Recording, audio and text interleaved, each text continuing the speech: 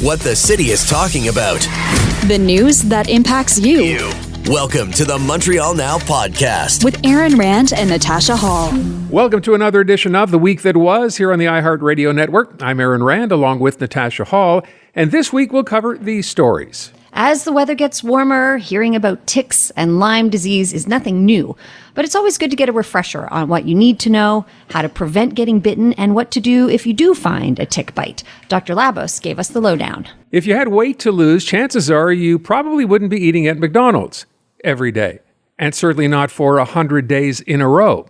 But that's exactly what Kevin McGinnis did. You'll hear how that turned out, and you might be surprised. And she is a professional dumpster diver. She says you can judge her all you want. She makes $5,000 a month off the treasure she finds. Victoria Taylor is a character who just might have you thinking about checking out what's in a dumpster near you. But we begin with this story. Car thefts have now hit a record level in Canada to the point where we're referring to this as a crisis. We'll talk with an expert on why it's happening and what to do if you're a victim. Car thefts have reached national crisis level in this country. So Équité Association is a not-for-profit organization that assists in insurance fraud and crime investigations. And they say the situation is grave. What can you do to help prevent your car from being stolen? And what do you do if it does get stolen? Let's speak again with BRYAN GAST, Vice President of the Investigative Services at Équité. Thanks again for your time today, BRYAN. Good afternoon, and thank you for having me. So before we kind of get into prevention and then reaction, why is it so bad? Can you paint a picture for us of how we ended up here? Yeah, organized crime is definitely taking advantage of the supply chain issue that's really developed over the last 2 or 3 years. Very difficult with the global supply chain issue to get used vehicles globally. So these organized crime groups are targeting particular brands, particular models, stealing these vehicles primarily for the purposes of export, especially when it comes to Quebec and Ontario.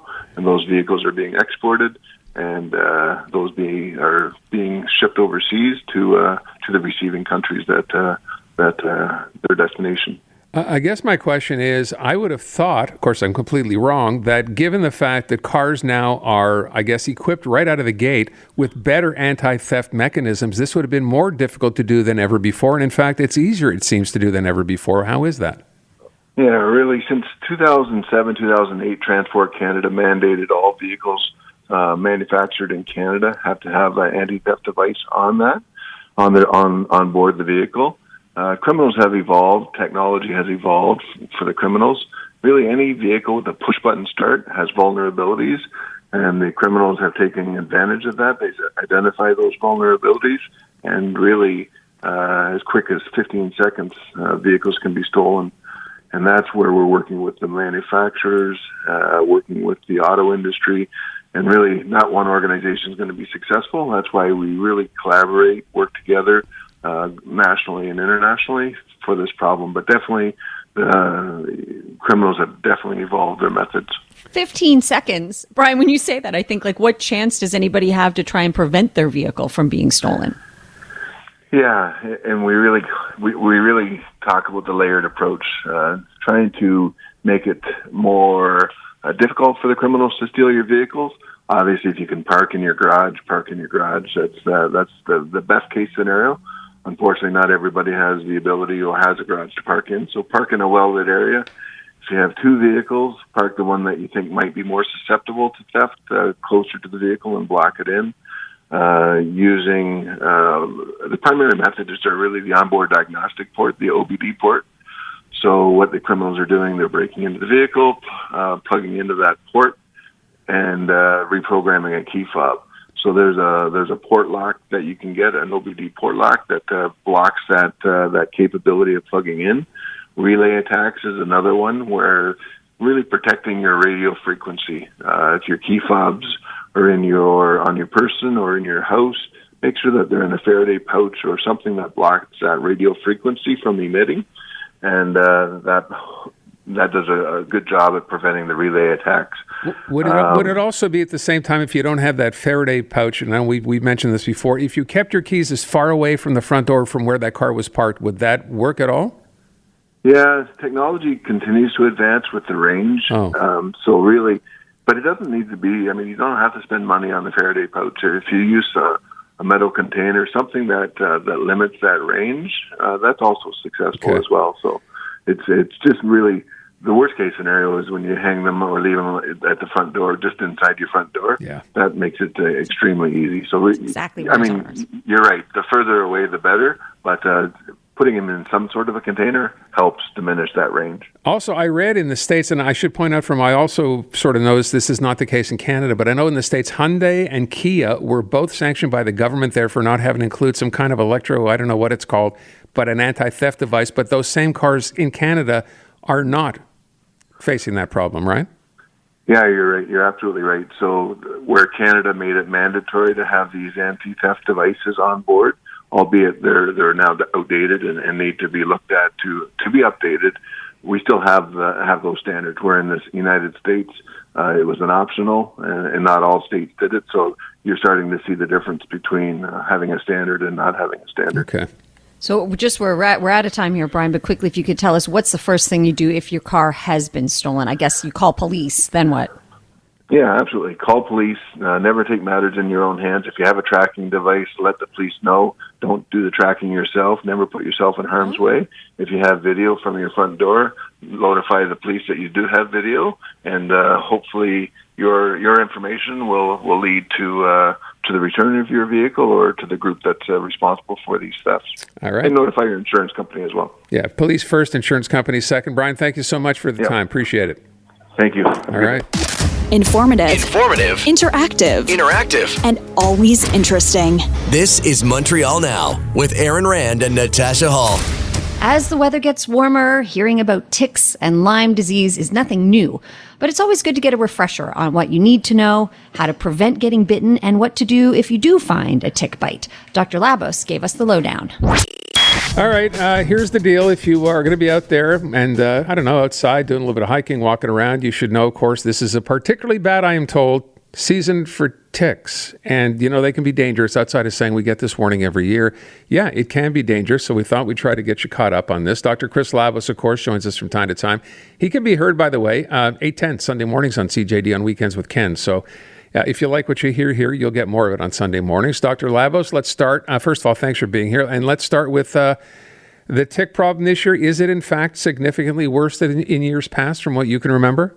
Well, sort of. I mean, if you look at the numbers, there has been a lot of fluctuations over the past few years, and some of it was because of COVID in 2020. So that real dip that we saw in 2020 probably was because people changed their behaviors drastically during the pandemic.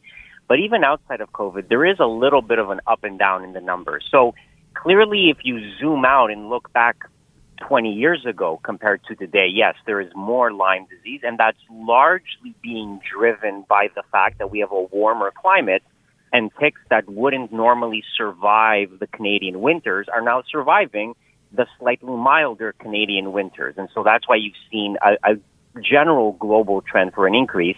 From year to year, it's a little harder to draw firm conclusions because you have seen these ups and downs, and there have been up and down years before. So we'll see, do things stabilize at a certain point, or do we see a continuous upward trend? It looks as if things are relatively stable, but it's very hard to know because, frankly, the year and the season isn't over yet, so we don't know really how bad it might end up being. Okay. I wondered how much of it also had to do with the fact that we are more aware, arguably, than ever before about Lyme disease. It seems to me like we hear about Lyme disease all the time now. So does that play a big role? We're just more tuned in?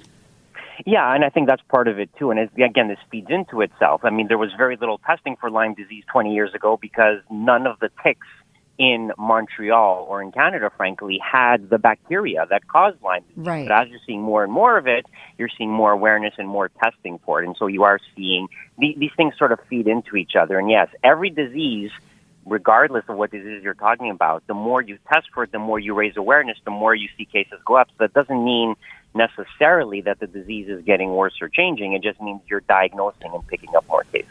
Can more awareness lead to more prevention, I guess, in a way, because we're more tuned into it, so maybe we're being more careful? And if that is the case, what do we need to know?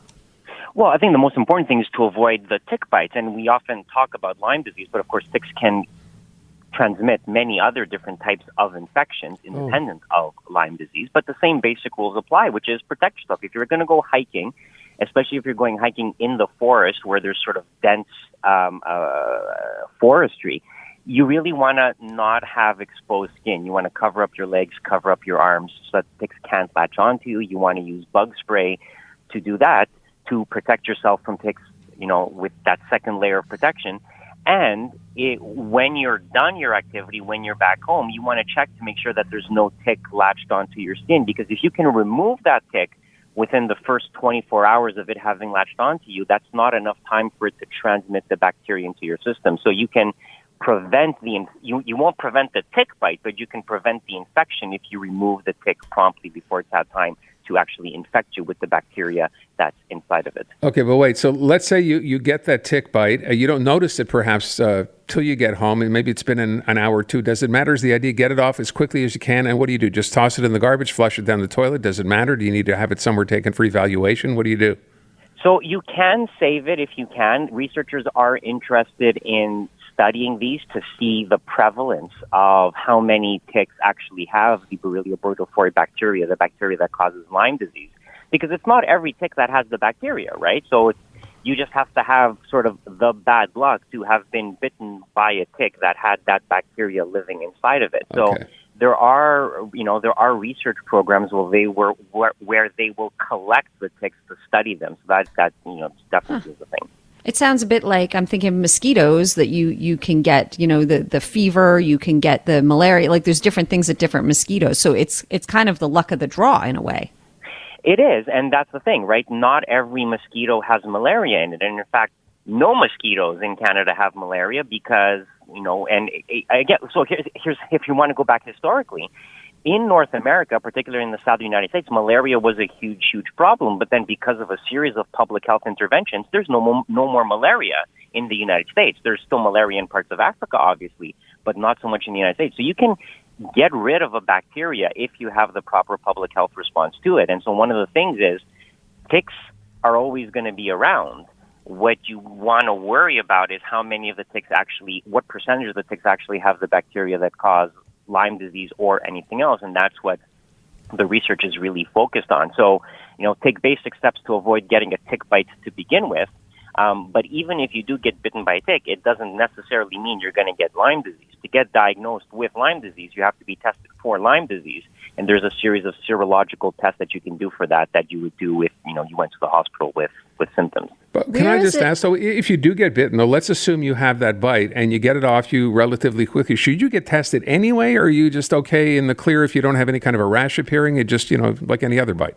It's debatable. I mean, if you're very confident that you got that tick off quickly, most people would say there's probably no value in being tested because it's not enough time for the bacteria to be transmitted. But if you're not certain, and that's what often happens, people are not entirely sure how long it's been there. They're not sure if they noticed it or not. If there's a doubt, you test. That's why tests exist. And if the test comes back negative, then you're like, okay, well, you got bitten by a tick, but you didn't end up getting Lyme disease.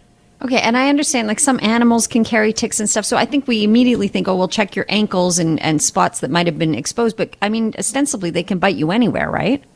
Yeah, they can. They just have to be exposed. Now, your legs are probably the most logical because they're going to be living in the tall grasses and sort of latching onto you if you go out hiking in shorts. I mean, dogs in particular are at high risk for getting ticks because they're rolling around naked on the ground, which is presumably something most of our listeners are not going to be doing. Well, so for human beings... Possibly speak for yourself, Chris, but okay. We assume. Right, but yeah, so in theory, it could happen anywhere. The reality is it's usually on your extremities, your legs, to a little bit your arms as well, because that's the thing that's going to come in contact with the ticks. Can I just ask, to your point now, what happens if you're out there with your pet and your pet does this stuff? A whole different set of problems if it is like a dog that gets a tick? Well, no, I mean, because the treatment for Lyme disease is antibiotics. It's a bacteria, right? So you just need antibiotics. Now, you need a fairly long course of very specific antibiotics. So it's not like a 5-day course of Zithromax when you have bronchitis, but it is treatable with antibiotics, and that's the thing. It's one of the reasons why people talk about the diagnosis of Lyme disease. And the importance is because if you catch it and you treat it, you essentially cure the person. It's when you get these chronic infections that are problematic. And we haven't even gotten into the whole issue of people being diagnosed with Lyme disease using inappropriate testing, which is a big, big problem in the United States especially. Inappropriate testing. Oh yeah, there are unscrupulous people out there that give people a diagnosis of Lyme disease even though they actually don't have it, and they use unvalidated tests. It's a whole issue. Now, I do understand though that Quebec pharmacists now in those areas where you're most likely to come in contact with a tick who may be carrying Lyme disease, they can give you treatment now. You don't necessarily even need to see your doctor first. You can go get treatment if you suspect it. Did you hear that too? I'll be honest with you. You're breaking that news to me. I wasn't aware of that. But, I mean, it does make sense. I mean, the treatment is fairly straightforward. It is a course of antibiotics, and, pharmacists do have prescribing power for these types of situations. And in a scenario where a lot of people don't have a family doctor, well, we're going to have to start coming up with creative solutions for stuff like this, because it's true. Not every problem requires a medical visit to solve it. And if you know that there's a lot of Lyme disease in a particular region, like in the Estrie or the Montérégie, no, it's not an unreasonable thing to do. The worst case is you get an inappropriate course of antibiotics, which is not great, but for you as an individual, it's probably not going to have any long-term implications. It is going to contribute to antibiotic resistance in the long term, so you have to balance the risks and the benefits of that. All right. Dr. Labos, thanks so much for the time. Appreciate it. We'll see you around rolling on the grass. Okay. Take care now. All right. Thanks, there you go. Dr. Chris Labos. Again, Sundays he's here at 8:10 in the morning, on weekends with Ken. Informative, interactive, and always interesting. This is Montreal Now with Aaron Rand and Natasha Hall. If you had weight to lose, chances are you probably wouldn't be eating at McDonald's every day, and certainly not for 100 days in a row. But that's exactly what Kevin McGinnis did, and you'll hear how that turned out, and you might be surprised. All right, attention, I shouldn't say this, dieters. If everything else has failed and you can't knock off those extra pounds, perhaps you should consider what our next guest did, which was, of course, the thing you'd think of logically right off the top of the list. Eat at McDonald's. Every day. That's what he did. For 100 days. Kevin McGinnis is in Nashville, Tennessee, and he is on the line right now. Kevin, thanks for being here this afternoon. Oh, my pleasure. Thanks for having me. All right. So, look, I know we kind of joke when we talk about this because it seems to me over the years I've heard a couple of stories similar to this where people have gone to McDonald's and ended up losing the weight. And I'm just curious, in your particular case, why did you make that decision? And was it because everything else had failed up until then in an effort to lose that weight? So a couple things. Number one, I was a big guy. My last name's McGinnis, so Big Mac had been a nickname for quite a while. And I figured if Batman can embrace bats, then I can embrace Big Macs. Let's go. All right, then. Okay. But what is this founded on? I mean, we all know how high the calorie count is, and I understand you cut things in half. You reduced your intake by half, but still, wouldn't the calorie count still be really quite high, Kevin? So I didn't count calories. That's one of the big things that I got asked all the time is, well, how many calories are you eating? How many calories are you eating? And the answer is I don't know. I didn't want to worry about that. I wanted to make it super simple. So ordering a meal off the menu, any of the numbered meals, they're all around about 1,000 calories. Some are smaller, some are bigger, but I was going to go through the entire menu. Don't be bitter while I'm eating my apple fritter and losing weight, because I was literally going to eat everything on the menu, but each meal I'd get the equivalent of a numbered meal. So like a Big Mac meal with a medium fries and cut it in half, maybe add an apple pie on there. And if you add all that up, it's about 1,000 calories. So cutting it in half is about 500 calories. So each meal, other people did the calculation, came out to about 1,200 to 1,500 calories. So I was in at least a 500 calorie deficit every day, because that's only 1,500 calories for the whole day. But I never measured that. What I measured was cut the meals in half. And at the end of the day, the next morning, if the scale's going down and my health is going up, there's nothing else to count. Did you do anything else? Did you work out? Did you do any exercise? Or was this strictly about eating less? I wanted to isolate portion control to prove to myself and maybe a few other people out there, no vitamins, no supplements, no workouts, literally just focused on portion control. I'm not against those other things. I just wanted to prove to myself and others that for obesity, the number one way to knock obesity off is just to limit the portions. Once we get down to our ideal weight, obviously adding an avocado, getting some micro or macronutrients for brain health, that type of thing is fine. But if I'm going to live longer, I've got to get rid of the obesity, so I'll be around to add the avocado. Okay. Now I have a couple of questions. Number one, did you eat, am I understanding you ate at McDonald's just once a day? 3 times a day. Oh, three times a day. 3 times a day. Not a single calorie went into my body, not even a breath mint for 100 days if it didn't come from McDonald's. Wow. Okay, That's so wild. breakfast, I'm also curious as to what happened every half meal that you decided not to eat. Did you have someone there scooping that stuff up? What'd you do with it? No, that would be the next meal. So I'd order like a number 7, which is a breakfast burritos. You'd get 2 breakfast burritos. I'd eat one of the burritos for breakfast and half the hash browns, save the other half, meaning a full burrito and a half a hash browns for lunch. And then I'd go back that night and get a quarter pounder meal, for example, and then I'd have half a quarter pounder for dinner and half the fries and save the other half for the next morning's meal. This is fascinating. Hold on. You saved a half a Big Mac after dinner for breakfast Correct. the next day. Or lunch, right? It went in the fridge, so you can reheat it whenever. Oh. So it depends on what I was hungry for the next morning. I'd either go down and get a new breakfast and save the Big Mac for lunch. But I didn't waste a single meal, in other words. Oh, that's Okay. good. And at what point did you decide, you know what, this was a great idea when I thought of it, I've had enough, let me get back to normal?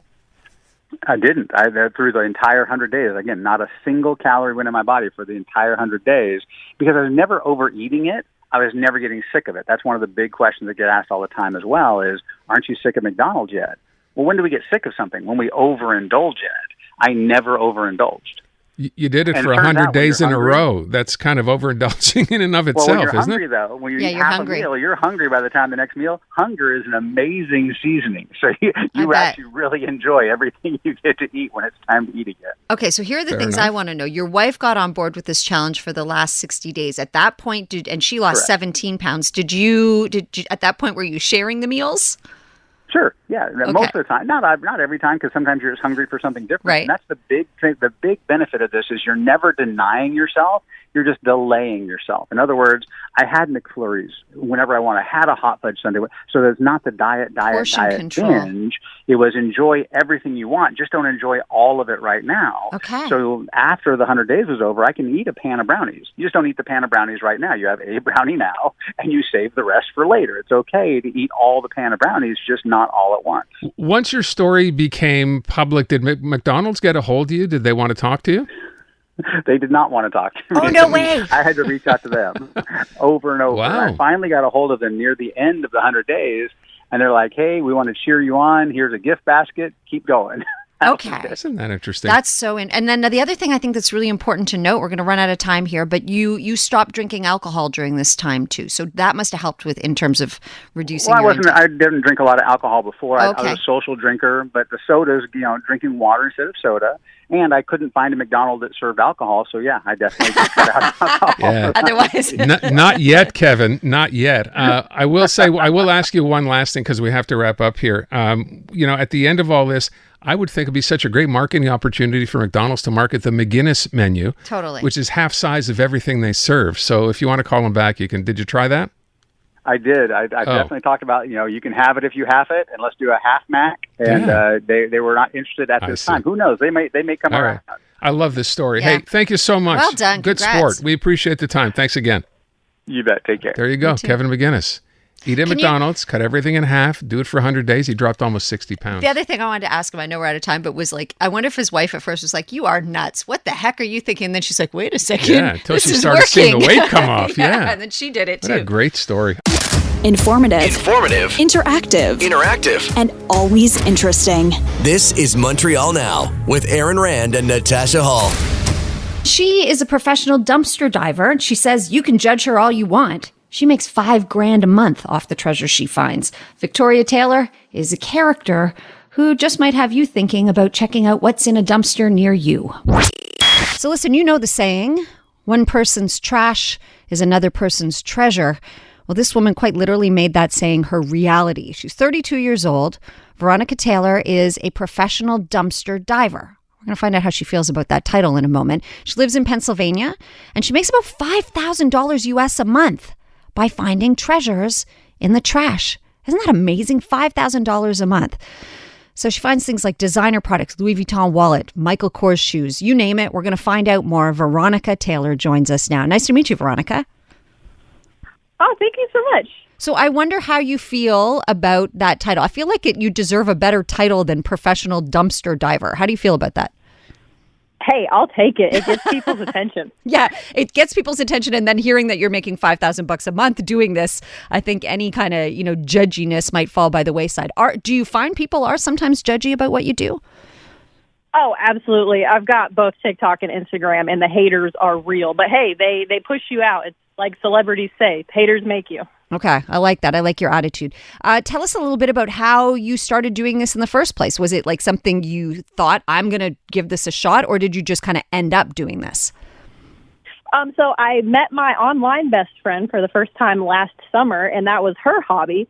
So I would just watch her do it online, and then finally went with her to do it and saw it in person.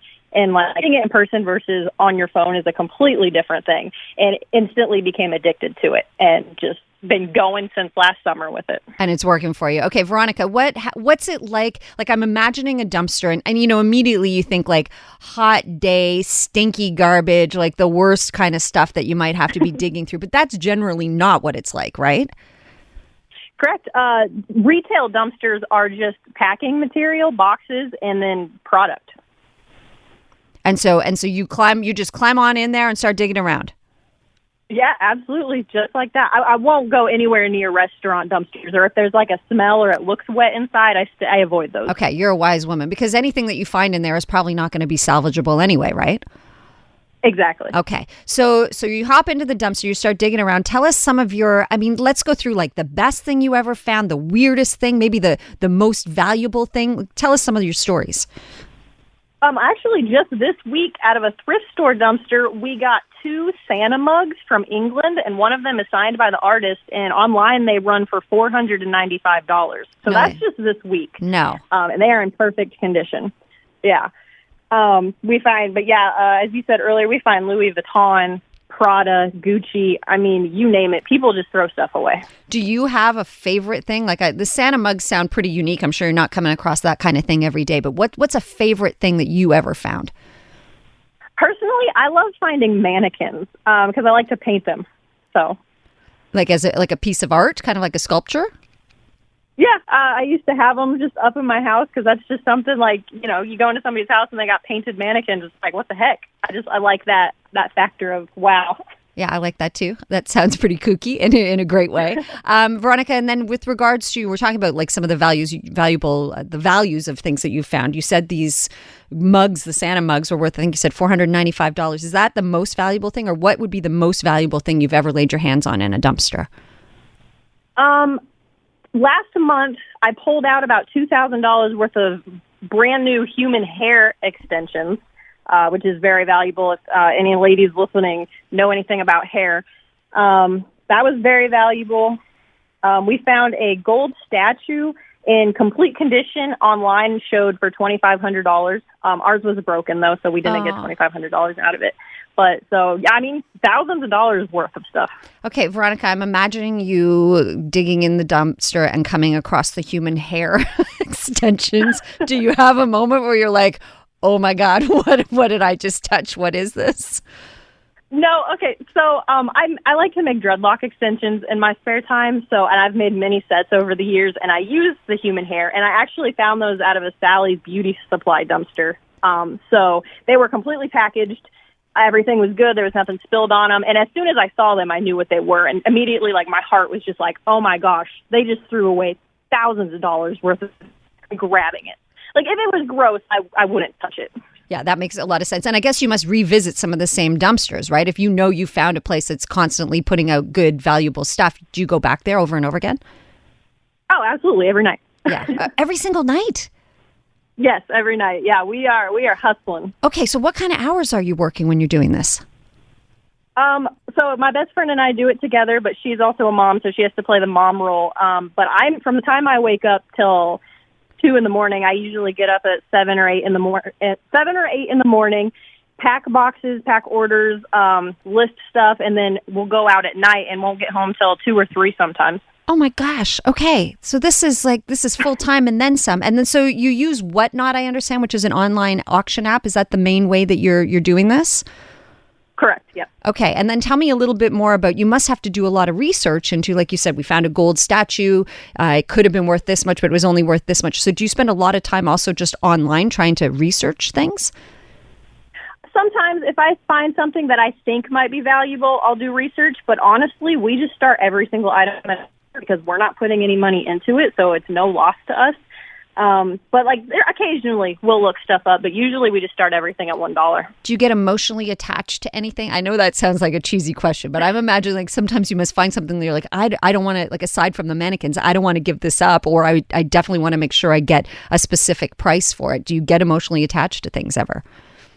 The only thing I have kept because I got emotionally attached to it was a Beach Boys CD, which I still have in my car. And that is the only thing, just because I love the Beach Boys. Everything else, though, I definitely have a seller's mindset. And I'm like, no, if we can make money off of it, let's do it. I love this. You're a true businesswoman. Now, in terms of your safety, do you have any concerns, Veronica, about being out in the middle of the night digging through dumpsters? Did you ever have one close on you?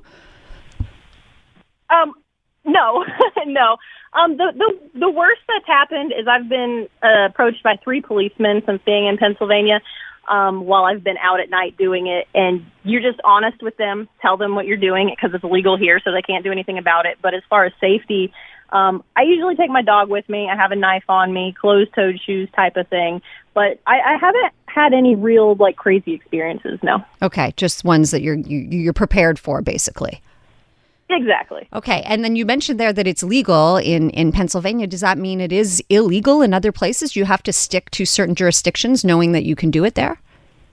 You definitely have to Google each town law to make sure, but it's legal on a federal level in all 50 states.